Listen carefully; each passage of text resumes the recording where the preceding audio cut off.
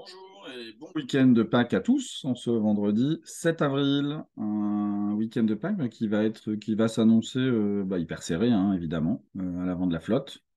Mais on va commencer par l'arrière de la flotte parce que c'est bien là qui va être le plus intense. Guy, lui, il est entre l'île des États et les Malouines, hein, donc en plein milieu, ici. Et là, on va voir, il est donc ici.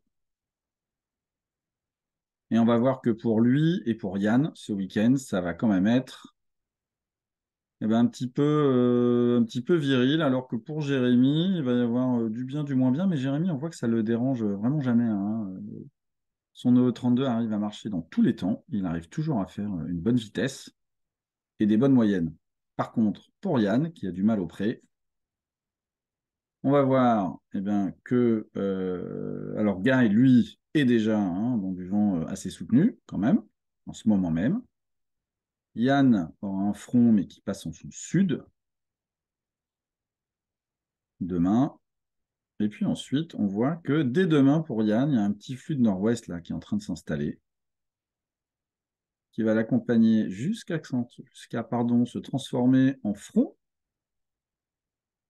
Le voilà, qui va bien le cueillir par le nord-ouest avant d'être remplacé par un flux de sud-ouest. Et qu'est-ce que ça veut dire? Ça veut dire pour lui, alors là, le flux de sud-ouest, par contre, va le propulser, hein, lui et Guy, pleine balle dans la bonne direction. Par contre, avant, ils vont pas non plus passer un super moment pour Pâques, puisqu'on le voit, hein, à partir de demain soir, le vent vient déjà du nord-ouest, alors que les vagues viennent de face à cause de cette dépression ici,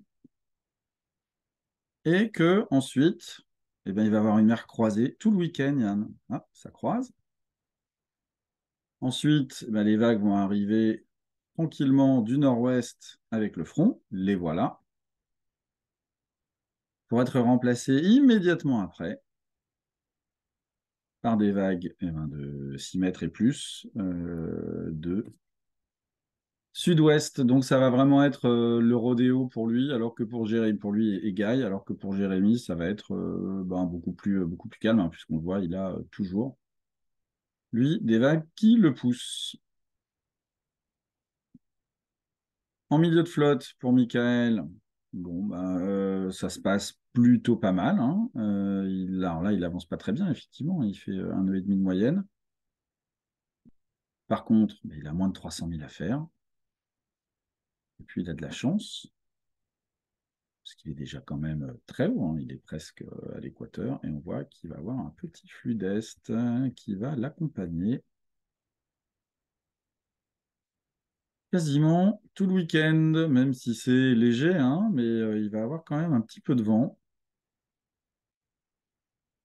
Lui qui est en train de beaucoup bosser, hein, puisque il alterne génois léger, génois médium dans les grains, ou trinquette, code zéro, espi, et puis surtout, on voit que pour lui, ça se passe toujours à peu près à la même hauteur, hein, avec toujours la même distance de 300 000 ou moins à parcourir. Et bien sûr, la tête de course, hein. Alors, qu'est-ce qui se passe en tête de course? Ça, c'est toujours un peu le problème d'essayer de faire des pronostics trop tôt. Et je sais que Don a fait un pronostic sur une arrivée d'Abilash en tête. Alors, il est juste qu'Abilash, il est dans une position dominante, hein, puisque c'est lui qui prendra le premier ici, le bon côté de l'anticyclone qui, lui, se déplace vers l'est. Et on sait que probablement, hein, le premier à arriver au Stade d'Olonne sera le premier à prendre les vents d'ouest au portant, alors que les autres seront encore en train de remonter. Cependant, on va remarquer plusieurs choses. On va remarquer que Abilash, il a les records de vitesse, c'est lui, hein, le plus rapide de la semaine. Très clairement, 7 nœuds 3 sur 4 jours, ça c'était hier. Et aussi hier, la meilleure distance sur 24 heures. Donc, il est le plus rapide. Cependant, c'est bien ce qu'on voit ici.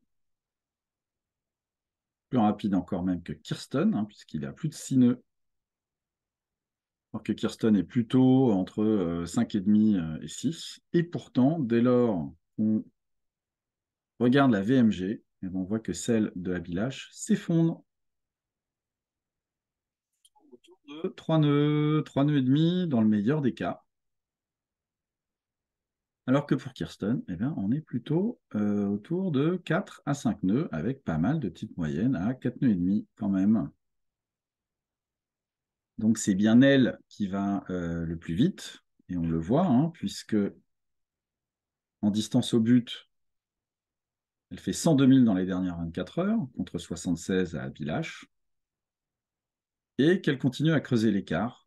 36 000 moins 11, ça fait 26 000 qu'elle aura gagné dans les dernières 24 heures sur Abilash. Donc ça veut dire que certes, hein, en termes de positionnement ici, Abilash, bon, ben, on voit qu'il a plus de pression, hein, que à l'Est, et puis qu'il arrivera premier, cela dit. Et puis alors, on voit effectivement plus tard que ça adonne un petit peu pour Abilash, hein. Le vent, il tourne beaucoup plus à l'Est, donc ça lui permettra, bah, lui, de remonter au vent comme ça.